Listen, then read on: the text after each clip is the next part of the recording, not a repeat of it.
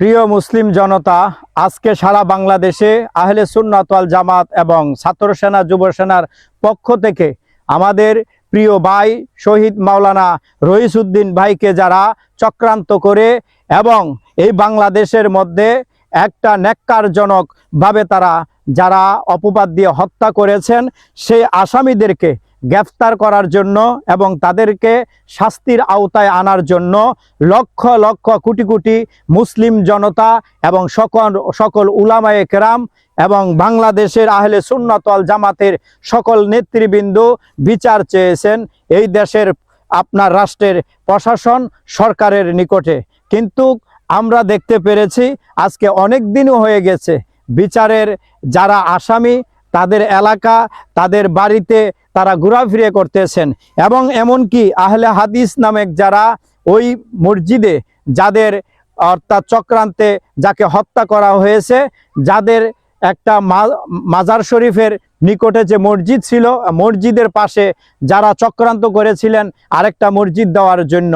তো প্রিয় মুসলিম জনতা, আজকে সেই বিচারের আওতার মধ্যে গ্রেফতার করার জন্য অর্থাৎ উলামায়ে কেরাম সারা বাংলাদেশে যে আজকে অবরোধ ডেকেছেন, আমরা সেই এখনো আসামিদেরকে গ্রেফতার না করার কারণে এবং আসামিদেরকে আপনার বিচারের আওতায় না আনার কারণে এখনো আন্দোলন চলতেছে।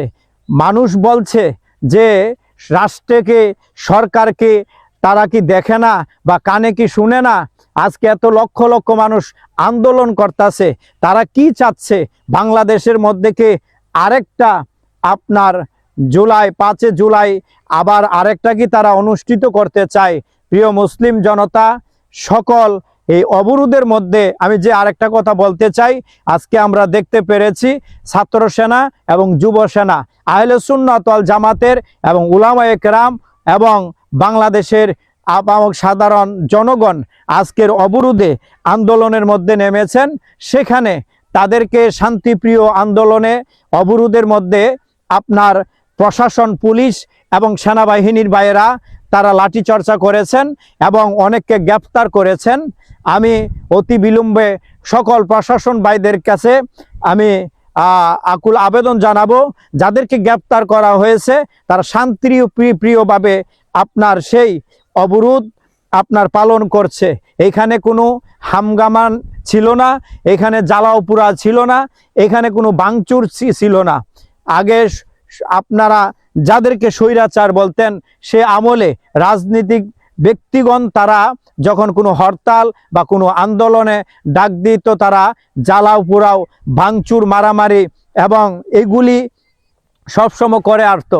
কিন্তু এখন যে আন্দোলন চলছে, এই শান্তিপ্রিয় অবরোধ ভাঙচার করার জন্য আমরা দেখতে পেয়েছি প্রশাসনের পাশাপাশি হেলমেট আপনার পরিত অনেক যুবক, তারা কারা অনেকে প্রশ্ন করছে।